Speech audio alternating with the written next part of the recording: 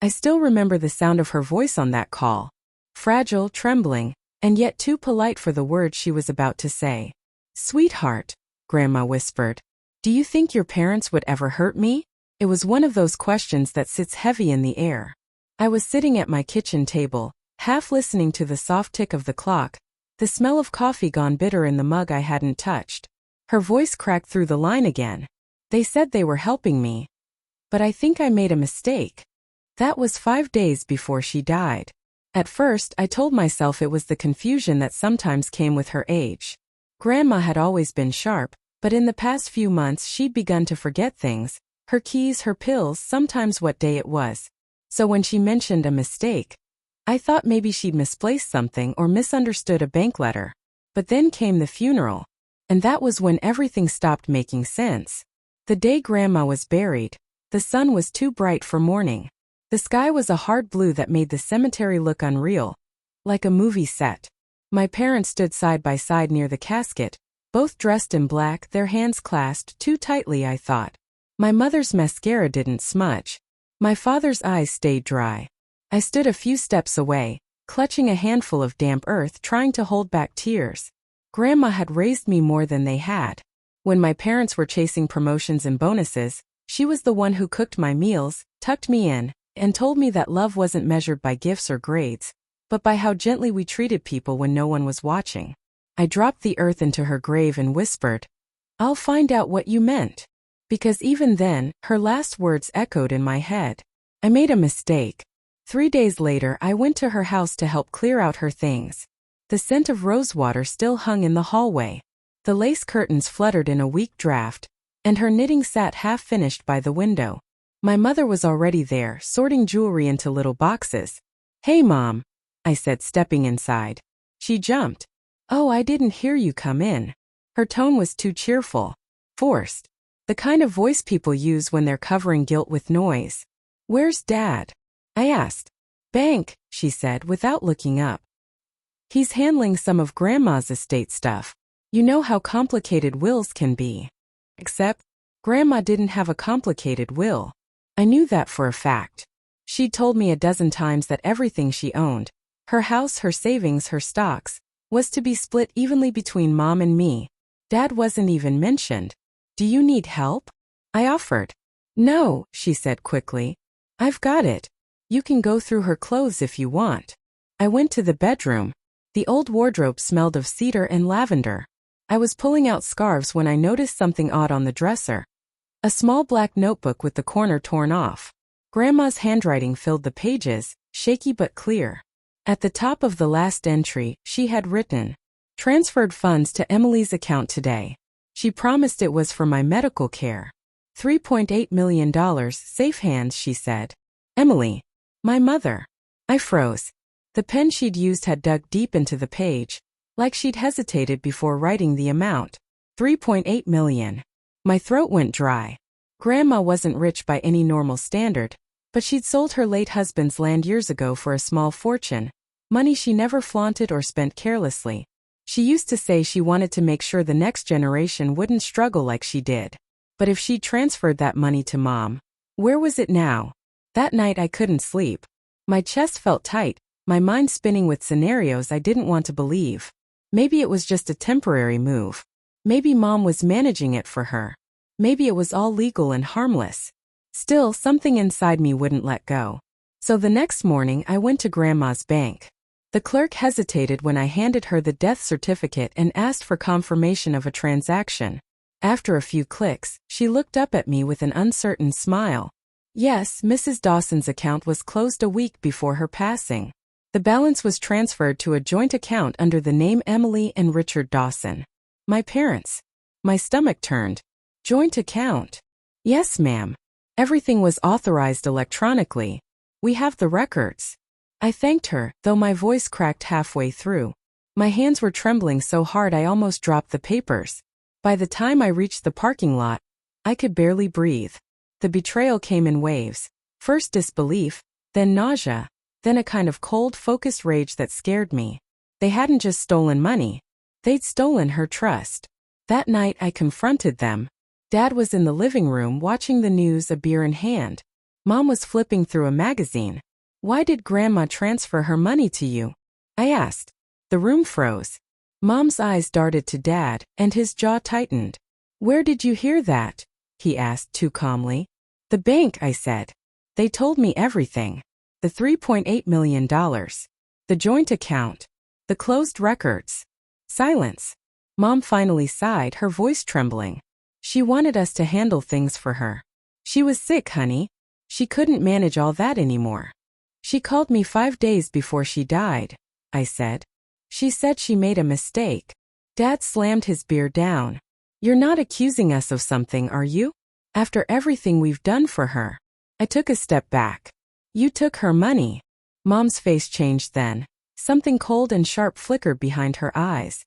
That money was family money. Ours. Your grandmother made sure it stayed in the family, where it belongs. You'll get your share when the time is right. It was the way she said ours that made me realize she felt no guilt. Not an ounce. I didn't argue. I just turned and walked out. Because in that moment, I knew something deeper than anger. I knew the kind of betrayal that makes your body shake, not from fear, but from the realization that the people who raised you might not be the people you thought they were. And yet, I didn't know the half of it. Because a week later, a woman showed up at their door. A stranger in black, her voice steady, her eyes cold. And whatever she said to them that night made both my parents turn pale. And that was where everything began to unravel. It was a Thursday night, damp and restless, the kind of evening when even silence feels alive. I was sitting on the porch steps, staring out at the rain-slicked street, thinking about Grandma again, her voice, her warmth, her last words. Every memory stung like salt on a wound. Then headlights rolled up the driveway. A sleek black car, foreign, expensive, stopped beside my parents' silver sedan. The engine cut off, but the headlights stayed on for a long, uneasy moment. I squinted through the drizzle as the driver's door opened. A woman stepped out. She was tall, mid-40s maybe, with a sharp elegance that didn't belong in our quiet neighborhood. Her coat was dark, tailored, her heels clicking rhythmically on the wet concrete. She moved with a deliberate calm, like she already knew where she was going and what she'd find there. Mom opened the door before the woman could knock. The two of them stood facing each other under the porch light. For a moment neither spoke. Then Mom's face drained of color. "Hello, Emily," the woman said, her voice low and smooth. "We need to talk." Dad appeared behind Mom, his expression flickering between confusion and dread. "I told you never to come here," Mom hissed. The woman tilted her head. "And I told you debts don't just disappear." My stomach twisted. They didn't see me. I was sitting in the shadows near the hedge, barely breathing. The rain covered my movements, and the porch light stopped short of where I sat. "What do you want?" Dad said, stepping forward, his voice rough. The woman smiled faintly. "What I'm owed." The words cut through the rain. She reached into her coat and pulled out a small envelope, handing it to my father. His hands trembled as he opened it. I could see just enough to make out the first page. A printed contract several pages thick with signatures at the bottom. $3.8 million, she said evenly. "Every cent, Richard. Or I go to the police." Mom's hand flew to her chest. "You wouldn't." "I would," the woman replied. "You promised it was clean money. You promised it was hers to give. But I know theft when I see it." Mom's voice cracked. "It wasn't theft. She wanted us to." The woman cut her off. "Save it. You preyed on an old woman's trust." She glanced at Dad. "You both did. But don't worry, I'm not here to ruin you.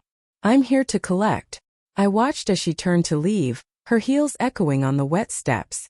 She stopped at the edge of the driveway, right by the car, then added without turning around, "You have 1 week." The door slammed shut behind my parents, and for a few seconds I sat frozen in the rain. Who was she? How did she know about the money? And what did she mean by collect? The next morning I found Mom in the kitchen, pacing. Her face was pale, eyes hollow from lack of sleep. Dad sat at the table, elbows on his knees, staring at the floor. "Who was she?" I asked quietly. They both looked up sharply. "You were listening?" Mom asked. "I was outside. I saw her." Dad's jaw clenched. "It's nothing you need to worry about." "She mentioned the $3.8 million, I said. "How does she know?" Mom's hands began to shake. It's complicated. Try me, I said. Silence again. The kind that eats at the edges of your sanity. Finally, Dad spoke, his voice barely above a whisper. Your grandmother's money wasn't as clean as she made it seem. I frowned. What do you mean? She got involved with someone years ago, he continued. A businesswoman named Catherine Boyd. She helped invest the land sale money into private lending deals. Risky ones. Some of those deals turned ugly. People lost money. Catherine was persuasive but not honest. Your grandmother trusted her too much. So that woman was Catherine? Mom nodded slowly. She came back into the picture after your grandmother got sick. She said she could help manage the investments again. But your grandmother didn't want that. She told us she was scared Catherine would take everything. So you took it first, I said flatly. Mom's lips trembled. We transferred it to protect it. We thought she'd come after her. We didn't want her to get manipulated again. And you didn't tell me? Dad's voice hardened. You wouldn't have understood. We did what was necessary. The words made my chest tighten. They sounded rehearsed, defensive, like people caught in a lie trying to make it sound noble. For the next few days, tension clung to the house like humidity. I could feel it in every slammed drawer, every clipped answer. Mom kept checking the driveway through the curtains. Dad barely slept. One night, I overheard them whispering in the kitchen. She's bluffing, Dad said. She doesn't have proof. She has the paperwork, Richard, Mom snapped. The contract. The transfer logs. She could destroy us. Then we pay her off. With what? Mom's voice broke. We've spent half already. The house, your debts, my clinic. There's not enough left. I pressed a hand to my mouth, my pulse racing. Half. They had spent half. That money wasn't just numbers. It was my grandmother's life, her sacrifices, her faith in them. The next morning, I found Catherine's name in Grandma's notebook again. On the inside cover, written faintly in pencil, were the words, "If anything happens to me, trust no one but her." I stared at the sentence for a long time, my mind struggling to make sense of it. Trust no one but her. It didn't make sense. Grandma had been afraid of Catherine, hadn't she? Why would she write that? Unless the fear was planted by someone else. A chill ran through me.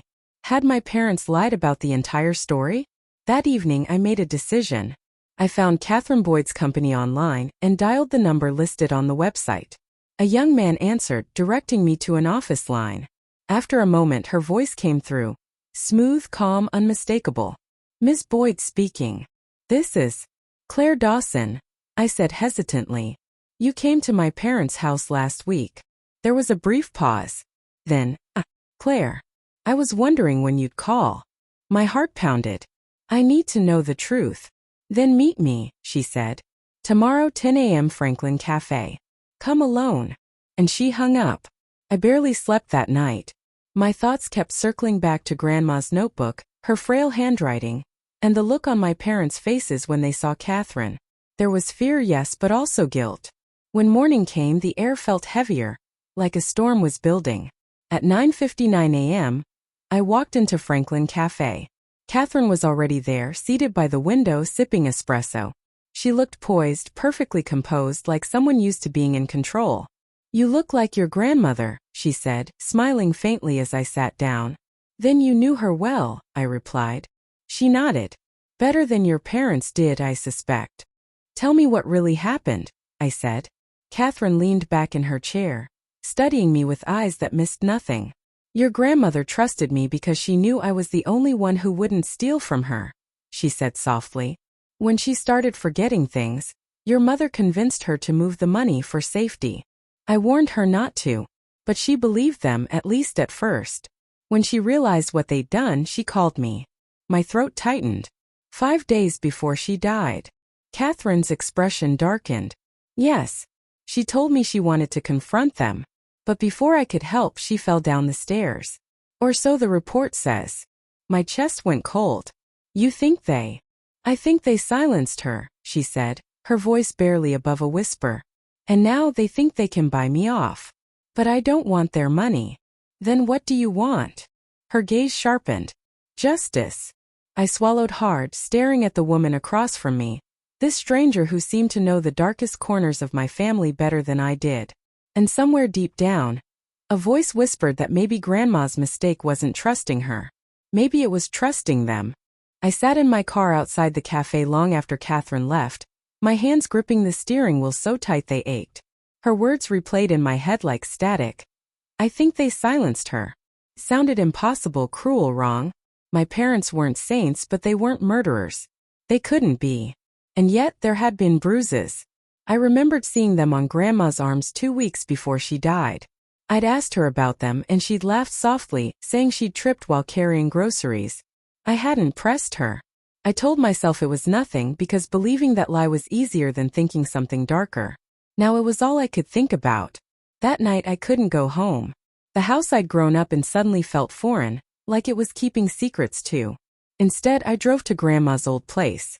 The gate creaked open, the air damp and heavy with the scent of rain-soaked earth. Her roses were still blooming. Wild, overgrown, but alive. I let myself in with the spare key still hidden under the chipped garden frog statue. The house was silent except for the ticking clock in the hallway. Everything looked untouched. Her furniture, her framed photographs, her wool shawl still draped over the chair by the window. But as I moved deeper inside, I noticed something strange. A faint mark on the floor near the stairs. A dark stain, small but distinct, like old blood absorbed by wood. My stomach twisted. I crouched down, touching it gently. The spot was cold, the boards uneven. My phone light caught a shimmer under the step. A glint of metal. I pried it loose. A small flash drive wrapped in tape. My hands trembled as I turned it over. Scrawled in faded ink were 3 words. For Claire only. My breath caught. Grandma had left something for me. I drove straight to my apartment, plugged the flash drive into my laptop, and waited for the files to load. There were 5 video files, each labeled by date. The last one was recorded 4 days before she died. I clicked play. The screen flickered. Grandma's face appeared, pale but calm, sitting in her armchair by the window. Her voice, though weak, was steady. "Claire," she said, looking straight into the camera. "If you're watching this, it means I didn't get the chance to explain." I froze. "I trusted your mother," she continued. "And I think she used that trust against me. I signed papers I didn't understand. I thought she was helping me. But now I see what she's done. Catherine warned me, but I didn't want to believe her. I wanted to believe my family." She paused, pressing a trembling hand to her chest. "I overheard them arguing last night. They think I'm losing my mind, but I'm not. I heard your father say it's too late to reverse the transfer. Your mother said, then we make sure she doesn't change her will." Tears blurred my vision. "If anything happens to me, Claire," Grandma whispered, her voice breaking, "go to Catherine. She knows everything. Don't let them bury the truth." The video ended. For a long time I just sat there in the dark, shaking. Every piece of denial I had clung to crumbled. My parents hadn't just stolen her money. They'd stolen her life. The next morning I called Catherine again. "I found something," I told her, my voice trembling. "A flash drive. With her last message." There was a pause. Then Catherine said, "Bring it to me. But be careful, Claire. They'll realize you know soon." I met her that afternoon in a quiet park near the river. I handed her the drive. She watched the videos on her laptop in silence, her expression tightening with every word.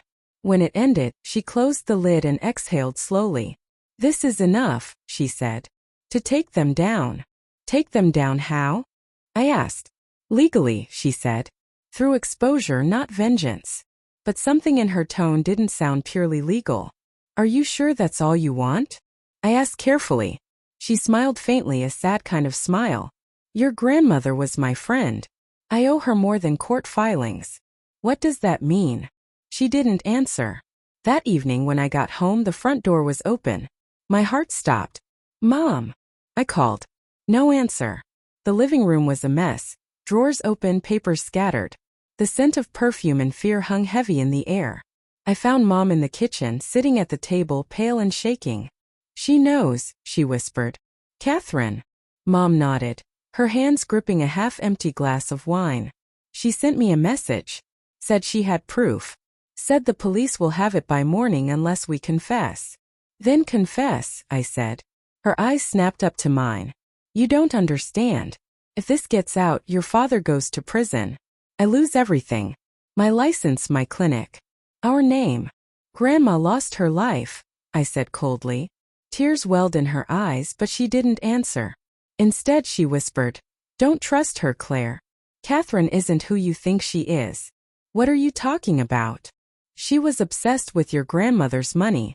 She tried to control her, manipulate her. Your grandmother cut her out, and Catherine never forgave her. This isn't about justice, it's revenge." My stomach nodded. 2 stories. 2 versions of truth. Who was lying? I left that night too angry to think straight. I drove to the old bridge by the river, the one Grandma used to take me to when I was a kid. The wind howled across the water, cold and sharp. I sat there, staring at the city lights reflecting on the surface, torn between 2 nightmares. My parents were thieves, maybe worse. Catherine was manipulative, maybe dangerous. And I was trapped between them. I thought about the flash drive, the money, the lies, the fear in Mom's eyes. The look on Catherine's face when she said she wanted justice. Maybe they were both telling half-truths. I had to find the rest. The next morning, I drove to Grandma's lawyer's office, Mr. Ellis, a man in his 60s who had known our family for decades. He looked startled to see me. "Claire," he said, rising from his chair. "I was just about to call your mother." "Don't," I said quickly. "I need to ask you something first." I told him everything about the money, the flash drive, Catherine, the suspicion. He listened carefully, his brow furrowing deeper by the minute. When I finished, he opened a drawer and pulled out a sealed envelope. "Your grandmother gave me this 2 months before she passed," he said. "She said it was only to be opened if there were disputes." He slid it across the desk. My name was written on the front in her familiar handwriting. I opened it slowly. Inside was a single sheet of paper. "If you're reading this, Claire, then what I feared has happened. Emily and Richard took what wasn't theirs, but they weren't the only ones watching. Catherine Boyd is not your ally. She's the one who made me sign the first papers. She convinced me your parents could be trusted. She set the trap and we all walked into it." My pulse thundered in my ears. "Be careful, my dear. The real thief hides behind friendship." The letter slipped from my hands. I could barely breathe.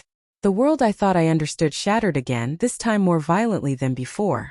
Because Grandma hadn't been betrayed by one side. She'd been betrayed by them all. I didn't drive home that night. I just drove.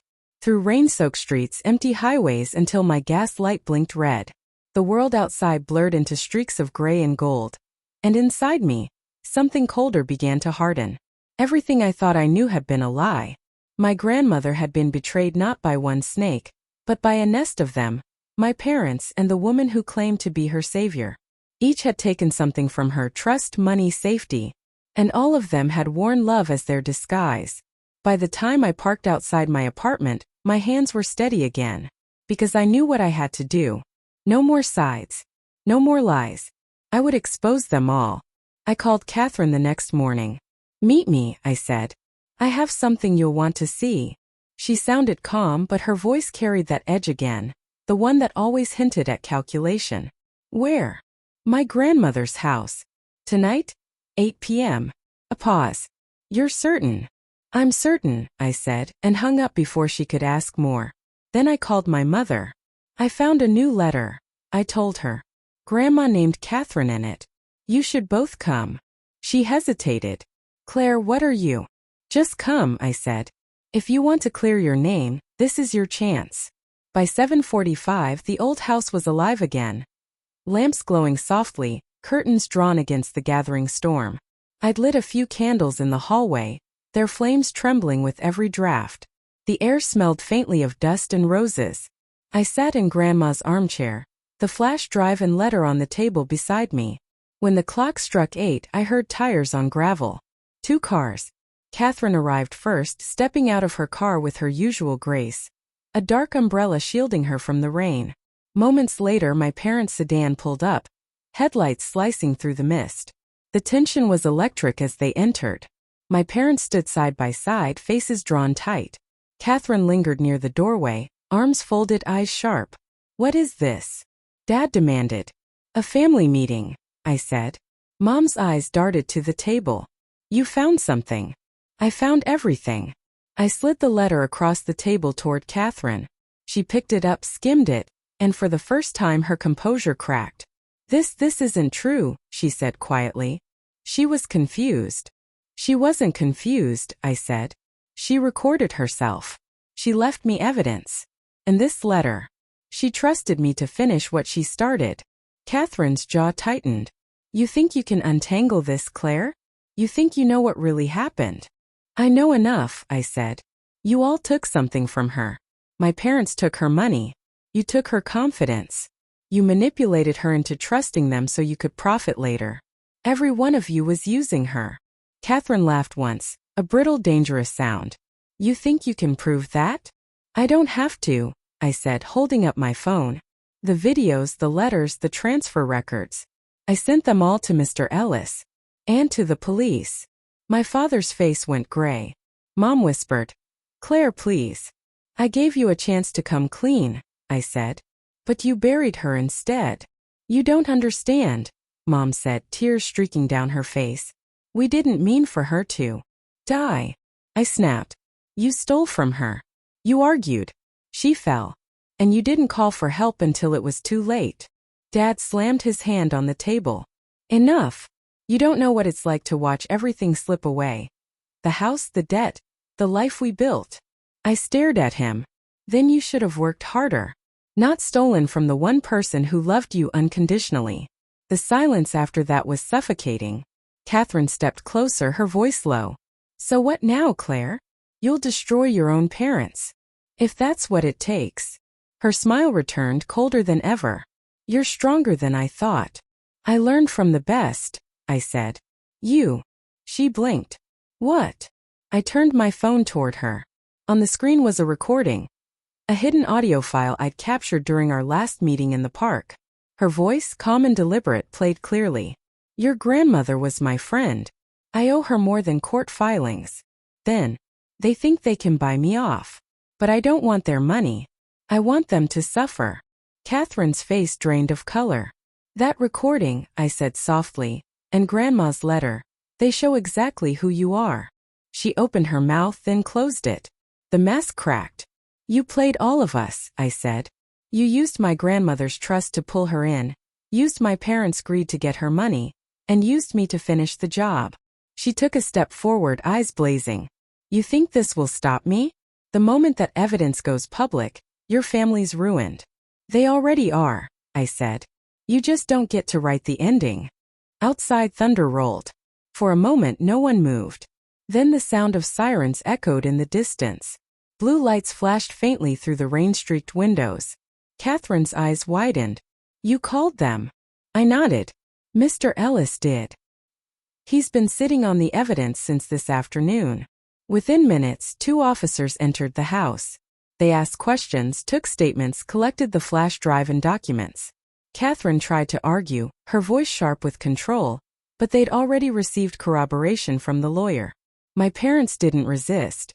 They just looked broken. As they led Catherine out in handcuffs, she turned to me, her expression unreadable. You're your grandmother's granddaughter after all. I didn't reply. The days that followed were a blur of courtrooms, interviews, and paperwork. My parents faced charges of financial fraud and elder abuse. Catherine was charged with conspiracy and coercion. Turns out she had a trail of similar cases behind her. The media swarmed for weeks. Neighbors whispered. Strangers stared. But through it all I felt strangely calm. Empty, yes, but free.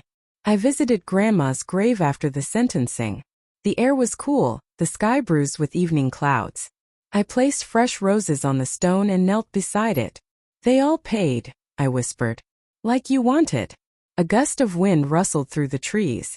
For a moment I could almost hear her laugh, the soft, warm sound I'd loved as a child. But there was no peace in me yet. Because justice didn't erase what had happened. It didn't bring her back. It didn't erase the image of my mother crying as she was taken away, or the hollow look in my father's eyes. Family, I realized, isn't always built on love. Sometimes it's built on secrets, and once those secrets rot, the whole structure collapses. Still, as I stood and turned to leave, I felt something shift. A release. Maybe this was what Grandma meant when she said love wasn't measured by gifts or grades, but by how gently we treat people when no one's watching. She'd been watching in her own way, and now she could rest. 3 months later, I received a small envelope from Mr. Ellis. Inside was a simple note written in Grandma's handwriting, one she must have written long before things went bad. My dearest Claire, if this reaches you, then the storm has passed. Remember, goodness isn't about blood but choice. Choose light, even when darkness feels like home.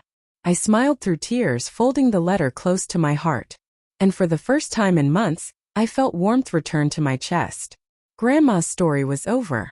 But mine was just beginning.